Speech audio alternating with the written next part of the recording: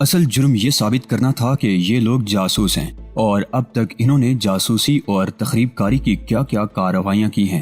اتنے بڑے اور ایسے خطرناک گروہ کو پکڑ لینا ISI کی بہت بڑی کامیابی تھی، لیکن شہادت کی فراہمی اور تفتیش بڑا ہی صبر آزما اور طویل عمل تھا۔ اس میں اپنے افسروں کو عقل و دانش کا استعمال پوری یکسوئی سے کرنا تھا۔ اس کرنل نے لوسی اور میجر عثمان کا آمنا سامنا جو کرایا تھا، یہ دانشمندانہ اقدام تھا۔ کرنل کے اس اقدام نے میجر عثمان اور لوسی کے ذہن و دل میں زلزلے برپا کر دیے تھے۔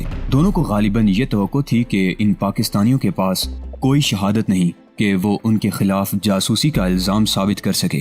عثمان کو یقین ہی نہیں آتا تھا کہ لوسی بھی گرفتار ہو سکتی ہے، اور لوسی کو بھی ایسی توقع نہیں تھی کہ عثمان کبھی پکڑا بھی جائے گا۔ اب دونوں نے ایک دوسرے کو ISI کے جال میں پھنسا دیکھا۔ میجر عثمان کو تو اس رنگ کے لیڈر نے یقین دلا رکھا تھا کہ اگر کبھی پکڑا بھی گیا تو اس کے ہاتھ اتنے لمبے ہیں کہ وہ عثمان کو چھڑوا لے گا۔ عثمان کو ابھی بتایا نہیں گیا تھا کہ اس کا یہ رنگ لیڈر بھی پکڑا گیا ہے، جس نے اسے گرفتاری کی صورت میں چھڑوانے کی گارنٹی دے رکھی تھی۔ اب عثمان ایک کال کوٹری میں اور لوسی ایسی ہی ایک اور کال کوٹری میں بیٹھی ہوئی تھی، اور ان دونوں کی سوچیں اس سوال کے ارد گرد ایک بمر کی طرح گھوم رہی تھی کہ یہ ہوا کیا۔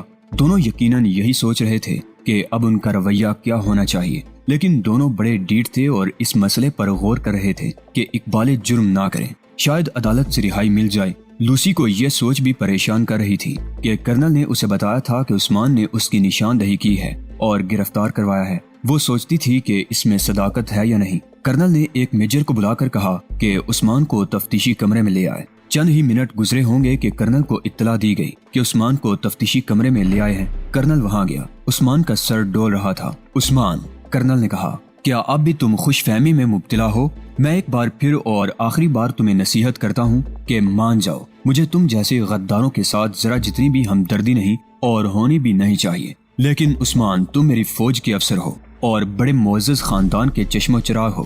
میں دلی طور پر چاہتا ہوں کہ تمہارا یہ سٹیٹس قائم رہے۔ تم نے اپنی یہ حالت جو ہمارے ہاتھوں کروائی ہے، اس کے ذمہ دار صرف تم ہو۔ یہ بھی سن لو کہ یہ سب ہندو ہیں جنہیں ہم نے پکڑ لیا ہے، انہیں تمہارے ساتھ کوئی دلچسپی نہیں ہے۔ اب بھی پکے مسلمان بن جاؤ اور مدد مجھ سے لو، میں تمہیں وعدہ معاف گواہ بنوا دوں گا۔ عثمان کا شاید دماغ معاف ہو گیا تھا، یا ابھی تک کسی خوش فہمی میں مبتلا تھا، یا وہ ان لوگوں میں سے تھا جو موت قبول کر لیتے ہیں اور مانتے نہیں۔ اس نے کرنل کی یہ بات سن کر انکار میں سر ہلا دیا۔ کرنل چپ چاپ اس کے منہ کی طرف دیکھتا رہا۔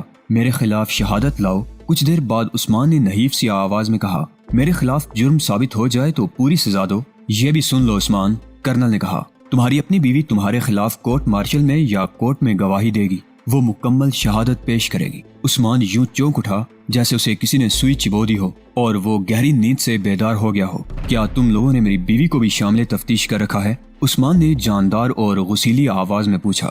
میں جانتا ہوں کہ تم میری بیوی کو پریشان اور دہشت زدہ کر کے اپنی لائن پر لاؤ گے اور جو تم کہلوانا چاہو گے وہ کہہ دے گی۔ کیا تم یہ سمجھتے ہو کہ اس طرح میں اقبالی بیان دے دوں گا؟ ٹارچر مجھے کرو۔ اپنے آپ کو مسلمان سمجھتے ہو تو ایک عورت پر ہاتھ نہ اٹھاؤ۔ میجر عثمان، کرنل نے بڑے تحمل سے کہا، میں نے تمہاری بیوی کو ابھی دیکھا ہی نہیں۔ اس کا یہاں راولپنڈی میں ہونا تو دور کی بات ہے، اسے ہمارے لاہور آفس میں بھی نہیں بلوایا گیا۔ وہ اپنے گھر میں باعزت زندگی بسر کر رہی ہے، لیکن یہ معلوم ہو گیا ہے کہ وہ تمہاری گرفتاری پر خوش ہے اور کورٹ میں تمہارے خلاف بیان دے گی۔ کرنل اٹھا اور میجر کو اشارہ کیا کہ اسے سیل میں لے جائے۔ 5-6 دن اور گزر گئے۔ ایک روز چودھری معراج باہر سے آیا اور ڈاکٹر رشید اور صغیر کے کمرے میں داخل ہو کر بڑی خوشی کا اظہار کیا۔ لو میرے بھائیو، چودھری معراج نے پرمسرت لہجے میں کہا، آج رات آپ کی رخصتی ہے، بڑا اچھا انتظام ہو گیا ہے۔ چودھری نے انہیں تفصیل سے بتایا کہ انتظام کیا ہوا ہے اور ایک شخص ان کے ساتھ سرحد تک جائے گا۔ دراصل سرحد کوئی دیوار تو ہوتی نہیں، نہ وہاں کوئی لکیر کھینچی ہوئی ہوتی ہے، یہ محض اندازہ ہوتا ہے یا جاننے والے جانتے ہیں کہ سرحد کہاں سے شروع ہوتی ہے۔ میرے عزیزو، چودھری معراج نے کہا، اللہ تمہیں خیریت سے پاکستان پہنچا دے۔ میرے لیے دعا کرنا کہ اللہ مجھے اس کار خیر کا صلہ عطا فرمائے کہ میرا بیٹا پاگل خانے سے رہائی پائے۔ چودھری جذباتی ہو گیا اور اس کی آنکھوں میں آنسو آ گئے۔ ڈاکٹر رشید نے اسے یقین دلایا کہ عبدالستار اس کے بیٹے کو بالکل صحیح کروا کے پاگل خانے سے ڈسچارج بھی کروا دے گا۔ ڈاکٹر رشید کو اس عیسائی ڈاکٹر پر پورا اعتماد تھا جس نے اس کا علاج کیا تھا۔ اور چودھری معراج کے بیٹے کا بھی علاج کر رہا تھا۔ چودھری معراج دراصل اسلامی جذبہ رکھنے والا مسلمان تو ضرور تھا، لیکن اللہ کے ساتھ ساتھ وہ عبدالستار کو بھی خوش کرنے کی کوشش کر رہا تھا۔ اس نے خالدہ کے متعلق فکرمندی کا اظہار کرتے ہوئے کہا کہ اسے اس لڑکی کے متعلق کچھ زیادہ پریشانی ہے۔ مرد اگر پکڑے بھی جائیں تو ہر اذیت سہ لیتے ہیں، لیکن لڑکی کا معاملہ کچھ اور ہی ہوتا ہے۔ ڈاکٹر رشید اور صغیر نے کہا کہ یہ خطرہ مول لینا ہی ہے، اللہ نے یہاں تک پہنچا دیا ہے تو یہ امید بھی رکھنی چاہیے کہ سرحد پار بھی چلے جائیں گے، تمہارے پاس کوئی ہتھیار ہونا چاہیے۔ چودھری معراج نے کہا ریوالور ہوتا یا پسٹل ہوتا، لیکن میں سوچتا ہوں کہ سرحد پر گولی نہ ہی چلے تو ٹھیک ہے۔ ایک گولی فائر ہو تو رینجر دوڑتے ہوئے وہاں پہنچ جاتے ہیں، پھر بھی خنجر یا چاقو تو ضرور ہی ساتھ ہونا چاہیے۔ صغیر نے بتایا کہ اس کے پاس ایک بڑا چاقو ہے اور ڈاکٹر رشید کے پاس بھی ایسا ہی چاقو یا خنجر ہونا چاہیے۔ چودھری معراج نے اسی وقت ایک خنجر اندر سے لا کر ڈاکٹر رشید کو دے دیا۔ پھر وہ افسوس کرنے لگا کہ وہ ان دونوں کو کوئی تحفہ نہیں دے سکتا، کیونکہ وہ ایسے سفر پر جا رہے تھے جس میں کوئی سامان ساتھ نہیں لے جا سکتا تھا۔ اس دن کا سورج غروب ہو گیا، انہوں نے رات کا کھانا کھایا اور وہ آدمی بھی آ گیا جس نے انہیں اپنے ساتھ لے جانا تھا۔ روانگی کا وقت رات 11 بجے مقرر کیا گیا تھا۔ چودھری نے ایک سوزوکی کار کا انتظام کر لیا تھا۔ کار یا کوئی بھی گاڑی جالندھر شہر سے سرحد کی طرف کم و بیش 10 کلومیٹر دور تک جا سکتی تھی، لیکن بچا کر پھر سرحد تک تقریباً 20-22 کلومیٹر کا فاصلہ رہ جاتا تھا جو پیدل طے کرنا تھا۔ صغیر نے اس آدمی سے سرحد کے اس علاقے کے متعلق کچھ باتیں پوچھی۔ وہ دراصل اس علاقے کے خد و خال پوچھ رہا تھا۔ اس آدمی نے تفصیل سے اس زمین کے خد و خال بتا دیے۔ پھر کوئی مشکل نہیں، صغیر نے کہا، میں اس زمین سے بڑی اچھی طرح واقف ہوں، 2 مرتبہ پاکستان سے آیا ہوں اور اسی راستے سے گزرا بھی ہوں۔ ایک نالا ذرا گہرا سرحد کی طرف مڑتا ہے اور کچھ آگے جا کر سرحد کے ساتھ ہو جاتا ہے، اور یہ نالا بڑا اچھا چھپاؤ مہیا کرتا ہے۔ آج کل برسات کا موسم ہے، اس لیے اس نالے میں کچھ پانی ہوگا، لیکن ہم پانی میں چلنا بہتر سمجھیں گے کیونکہ دور سے کسی کو نظر نہیں آ سکیں گے۔ پانی بہت تھوڑا ہے، اس آدمی نے کہا، زیادہ تر نالا خشک ہے اور پھسلن تو ہوگی لیکن ریت بھی ہے۔ چلو یہ بھی اچھا ہے کہ آپ لوگ اس سے واقف ہیں۔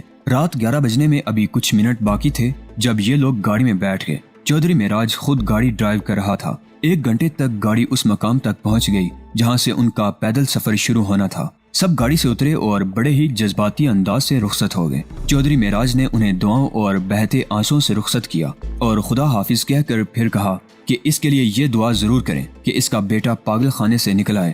ڈاکٹر رشید اور صغیر نے ہاتھ آسمان کی طرف اٹھا کر کہا کہ اللہ چودھری کو یہ اجر ضرور دے گا۔ چودھری معراج نے اپنے آپ کو خاصے بڑے خطرے میں ڈال دیا تھا۔ وہ اس طرح کہ جس آدمی کو اس نے ان لوگوں کے ساتھ بھیجا تھا اسے واپس بھی آنا تھا اور پھر اسے چودھری معراج نے واپس گھر لے جانا تھا۔ اتنی دیر چودھری نے وہیں اس کا انتظار کرنا تھا، لیکن گاڑی کو کہیں چھپانا ضروری تھا کیونکہ بارڈر سیکیورٹی فورس کی گشت کے گزرنے کا خطرہ تھا اور شہری پولیس کی گشت بھی آ سکتی تھی۔ یہ تو اللہ پر چھوڑ دیا گیا تھا کہ یہ آدمی خیر و عافیت سے واپس آ جائے گا یا نہیں۔ پارٹی قدم پھونک پھونک کر رکھتی چھپتی چھپاتی بڑھتی چلی گئی۔ کہیں سونے کی فصل کی اوٹ مل گئی اور کہیں سرکنڈوں کا جنگل آ گیا، اور جو جگہ بنجر اور ویران آئی وہاں سے اللہ کے بھروسے سے چلتے گئے، اور اس طرح انہوں نے 6-7 کلومیٹر کا فاصلہ طے کر لیا۔ ابھی ایک خطرہ سامنے نہیں آیا تھا، یہ تھا رات کا پچھلے پہر کا چاند جو ابھی افق سے اوپر نہیں آیا تھا اور افق پر اس کے ابھرنے کے آثار نظر آنے لگے تھے۔ انہیں ضرورت گپ اندھیرے کی تھی۔ چلتے چلتے صغیر رک گیا، اسے دیکھ کر باقی بھی رکے۔ صغیر نے اپنے گائیڈ سے آگے کی 2-4 باتیں پوچھی جو گائیڈ نے بڑی اچھی طرح واضح کر کے بتائی۔ پھر میرے بھائی، صغیر نے اس شخص سے کہا، تم یہیں سے واپس چلے جاؤ، آگے کا سارا علاقہ اور سرحد تک کا صحیح راستہ مجھے معلوم ہے، میرا دیکھا بالا ہے، میں بغیر کسی مشکل کے سرحد تک پہنچ جاؤں گا۔ نہیں بھائیو، اس آدمی نے کہا، چودھری صاحب نے مجھے کہا تھا کہ یہ لوگ سرحد سے آگے نکل جائیں تو واپس آنا۔ میں یہیں سے واپس جا کر چودھری صاحب کو منہ دکھانے کے قابل نہیں رہوں گا۔ تم نہیں جانتے کہ مجھ پر چودھری صاحب کے کتنے احسانات ہیں۔ ڈاکٹر رشید تو خاموش رہا کیونکہ اسے تو اس علاقے سے ذرا سی بھی واقفیت نہیں تھی۔ صغیر ہی بہتر فیصلہ کر سکتا تھا۔ اس نے بڑی ہی مشکل سے اس وفادار اور دیانتدار شخص کو واپس چلے جانے پر راضی کیا۔ اب ڈاکٹر رشید، صغیر اور خالدہ رہ گئے۔ صغیر نے انہیں کہا کہ اللہ کو یاد کرتے رہیں اور کوئی فکر نہ کریں، وہ انشاءاللہ سرحد پار کرا دے گا۔ اور خالدہ بہن، صغیر نے خالدہ سے کہا، اب اپنے آپ کو عورت سمجھنا چھوڑ دو اور مرد بن جاؤ۔ کہیں تم نے اتنی زیادہ تھکن محسوس کی کہ چلنے میں دشواری ہو تو صاف بتا دینا، میں تمہیں کندھوں پر اٹھا لوں گا۔ خالدہ کی ہنسی نکل گئی اور یہ بڑی جاندار ہنسی تھی۔ اس کا مطلب اس کے سوا اور کچھ نہیں ہو سکتا تھا کہ اس کا حوصلہ اور جذبہ تر و تازہ ہے اور وہ تھکے گی نہیں۔ وہ چلتے گئے اور سرحد کے اور قریب ہو گئے۔ اس وقت تک چاند افق سے اوپر آ گیا تھا اور برسات کے موسم کی وجہ سے فضا اتنی صاف اور شفاف تھی کہ چاندنی مکمل طور پر اپنی چمک دے رہی تھی۔ خاصی دور تک نظر کام کرتی تھی۔ راستہ دیکھنے کے لیے تو چاندنی فائدہ مند تھی، لیکن خطرہ یہ کہ یہ لوگ دور سے نظر آ سکتے تھے۔ اس علاقے میں گھومتا پھرتا کوئی بھی شخص مشکوک ہی ہو سکتا تھا، ورنہ رات کے اس وقت کسی شہری کا اس علاقے میں کوئی کام نہیں ہو سکتا تھا۔ اب علاقہ بنجر شروع ہو گیا تھا، جس میں چھوٹے بڑے کھڑ بھی تھے، کیکر کی قسم کے کہیں کہیں درخت بھی کھڑے تھے۔ صغیر نے انہیں بتایا کہ تھوڑی ہی دور آگے سرکنڈوں کا جنگل سا آ جائے گا اور اس سے تقریباً 1 فرلانگ آگے وہ نالا ہوگا جس میں وہ اتریں گے، اور یہ نالا انہیں سرحد پار تک پہنچا دے گا۔ وہ جوں جوں سرحد کے قریب ہوتے جا رہے تھے، خطرہ بڑھتا جا رہا تھا۔ خطرہ یہ تھا کہ بارڈر سیکیورٹی فورس کی گشت بعض اوقات دور بھی آ جایا کرتی تھی۔ یہ ایسا خطرہ تھا جس سے صغیر کو جاسوسی کی ٹریننگ کے دوران آگاہ کیا گیا تھا اور اچھی طرح بتایا گیا تھا کہ 2 سنتری کس طرح اور کہاں تک گشت کرتے ہیں اور ان سے بچنے کا طریقہ کیا ہوتا ہے۔ کچھ دیر بعد سرکنڈوں کا جنگل آ گیا۔ یہ کوئی 1.5 ایکڑ لمبا اور کچھ اتنا ہی چوڑا تھا، اور اس کے درمیان کچھ جگہ خالی بھی تھی۔ سرکنڈے ایک اوسط درجہ آدمی کے قد تک اونچے تھے۔ تینوں ایک دوسرے کے پیچھے جا رہے تھے۔ صغیر ان کے آگے تھا۔ صغیر یکلخت رک گیا اور دونوں ساتھیوں کو اشارہ کیا کہ بیٹھ جائیں۔ وہ بیٹھے تو صغیر نے سرگوشی میں کہا کہ کسی کی باتوں کی آواز آئی ہے اور یہ سنتری ہی ہو سکتے ہیں۔ سرحد کی رات کی آوازیں صرف صغیر ہی سن سکتا تھا۔ ڈاکٹر رشید اور خالدہ نے یہ آوازیں نہیں سنی۔ تھوڑی دیر بعد یہ آوازیں بلند ہونے لگی اور صاف پتہ چلتا تھا کہ قریب آ رہی ہیں۔ پھر قدموں کی آہٹ بھی سنائی دینے لگی۔ فضا پرسکون تھی، ہوا تیز نہیں تھی اور وہاں کوئی اور شور شرابہ بھی نہیں تھا۔ مکمل طور پر خاموش فضا میں باتوں اور قدموں کی آوازیں صاف سنائی دینے لگی۔ صغیر نے دونوں کو اشارہ کیا کہ سرکنڈوں کے اندر اس طرح ہو جاؤ کہ اکٹھے نہ رہنا، بکھر کر چھپنا ہوگا۔ صغیر اکیلا ہوتا تو 1 منٹ میں غائب ہو جاتا، لیکن ڈاکٹر رشید اور خالدہ ایسی صورتحال سے بالکل ہی ناواقف تھے۔ انہیں سرکنڈوں میں جاتے کچھ دیر لگ گئی۔ صغیر نے ڈاکٹر رشید کے کان میں کہا کہ وہ خنجر نکال کر ہاتھ میں رکھے۔ پھر تینوں مختلف سمتوں سے سرکنڈوں میں داخل ہو گئے۔ خشک سرکنڈوں میں یہ خرابی ہوتی ہے کہ ان کے اندر کوئی چھوٹا سا جانور بھی چلا جائے تو یہ آواز پیدا کرتے ہیں۔ یہ تو انسان تھے۔ تینوں ایک دوسرے سے دور ہو کر سرکنڈوں میں چلے گئے تھے۔ وہ سیکورٹی فورس کے 2 سنتری تھے جو بہت قریب آ گئے تھے۔ انہوں نے کندھوں سے رائفلیں لٹکا رکھی تھیں۔ وہ وہیں آن رکے جہاں صغیر اور اس کے ساتھی 2-4 منٹ پہلے بیٹھے تھے اور پھر سرکنڈوں میں چلے گئے تھے۔ سنتریوں نے سرکنڈوں کے ہلنے کی آوازیں سن لی تھی۔ جانے دے یار، ایک سنتری نے کہا، کوئی گیدڑ ویدڑ ہوگا، ہو سکتا ہے سور ہی ہو، چلیں آگے چلیں۔ نہیں یار، دوسرے نے کہا، گیدڑ یا سور ہوتا تو اس کا سرکنڈوں کے اندر کیا کام تھا؟ کوئی جانور ہی تھا تو گیا کہاں؟ یہ کوئی انسان معلوم ہوتا ہے جو اندر جا کر دبک گیا ہے۔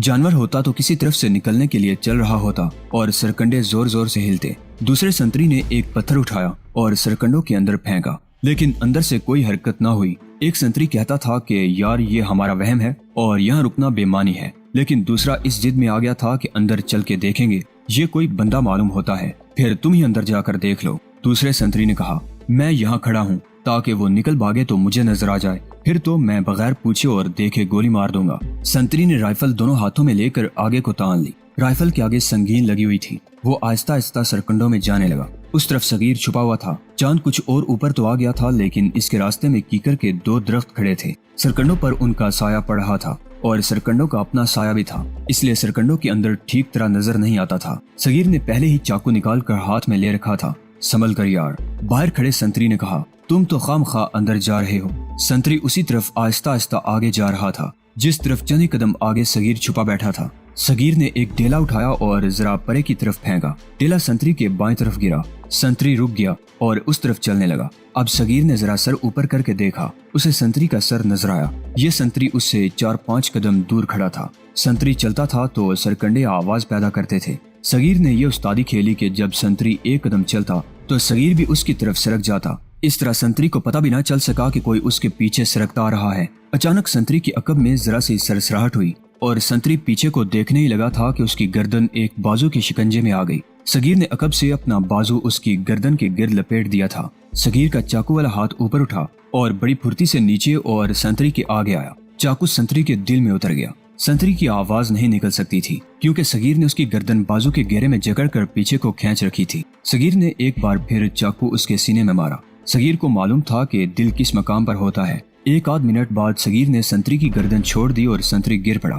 نکل بھی آ یار، باہر کھڑے سنتری نے کہا، کچھ نہیں ملا تو واپس آ جا۔ جس وقت صغیر نے سنتری کی گردن بازو میں دبوچ کر ہاتھ اوپر اٹھایا تھا، اس وقت باہر والا سنتری کسی اور طرف دیکھ رہا تھا۔ وہ ادھر دیکھ رہا ہوتا تو اسے اپنے ساتھی اور صغیر کے سر نظر آ جاتے اور اوپر اٹھا ہوا ہاتھ تو صاف نظر آتا۔ ایک سنتری تو مارا گیا تھا اور صغیر سوچنے لگا کہ دوسرے کو کس طرح قابو کیا جائے۔ وہ دبکا بیٹھا رہا۔ باہر والے سنتری نے 2-3 مرتبہ اپنے ساتھی کو پکارا تو اسے کوئی جواب نہ ملا۔ صغیر کو یہ تو معلوم تھا کہ دونوں سنتری ہندو ہوں گے اور ہندو اتنے دلیر نہیں ہوتے کہ ایسا خطرہ مول لیں جو ایک سنتری لے چکا تھا۔ اپنے ساتھی کا جواب نہ پا کر باہر والے سنتری کی گھبراہٹ کچھ بڑھ گئی۔ وہ سرکنڈوں کے اندر آنے سے گھبرا رہا تھا۔ پھر وہ سوچنے لگا کہ کیا کرے۔ کبھی ایک قدم سرکنڈوں کے اندر رکھتا اور پھر اٹھا ہوا قدم پیچھے کرتا اور ایک طرف چل پڑتا۔ صغیر نے سر ذرا سا اوپر کر کے دیکھا، سنتری آہستہ آہستہ دوسری طرف جا رہا تھا۔ وہ رکا اور پھر پیچھے کو چلنے لگا اور اس نے ایک بار پھر اپنے ساتھی کو پکارا۔ اسے کوئی جواب نہ ملا۔ وہ 2-3 قدم اور اس طرف آیا اور پھر رک گیا۔ صغیر اسے دیکھتا رہا۔ صغیر کو اس طرف سرکنڈوں میں حرکت کی سرسراہٹ سنائی دی جس طرف ڈاکٹر رشید اور خالدہ سرکنڈوں میں گئے تھے۔ صغیر سخت پریشان ہوا۔ اسے خطرہ بھی نظر آیا کہ ڈاکٹر رشید بے احتیاطی کر رہا ہے اور وہ شاید خالدہ کے قریب ہونا چاہتا ہے تاکہ لڑکی اکیلی ڈر نہ جائے۔ صغیر نے یہ خطرہ محسوس کیا کہ اس آواز پر سنتری ادھر دیکھے گا اور گولی چلا دے گا۔ اپنے ساتھیوں کی خاطر صغیر نے اپنی جان کو خطرے میں ڈال دیا اور اٹھ کھڑا ہوا۔ یہی نہیں بلکہ سرکنڈوں میں سے نکلنے لگا۔ سرکنڈوں نے آواز پیدا کی تو سنتری نے اس طرف دیکھا۔ صغیر رک گیا اور سر نیچے کر لیا۔ سنتری 2-3 قدم چل کر پھر رک گیا۔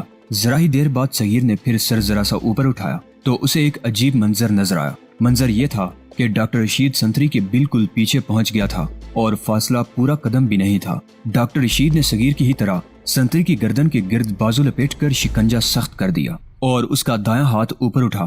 صغیر سیدھا ہو کر بڑی تیزی سے باہر نکلا۔ وہ ڈاکٹر رشید کی مدد کو پہنچنا چاہتا تھا لیکن اس کے پہنچنے سے پہلے ہی ڈاکٹر رشید کا خنجر اس سنتری کے پیٹ میں اتر چکا تھا۔ صغیر بہت تیز دوڑا اور اپنا چاقو اس سنتری کے دل کے مقام پر اتار دیا۔ ڈاکٹر صاحب، صغیر نے عذرائے مزاح کہا، دل یہاں ذرا بائیں کو ہوتا ہے، اب اس بیچارے کو چھوڑ دیں۔ ڈاکٹر رشید نے سنتری کو چھوڑا تو وہ گر پڑا، ذرا تڑپا اور بے حس و حرکت ہو گیا۔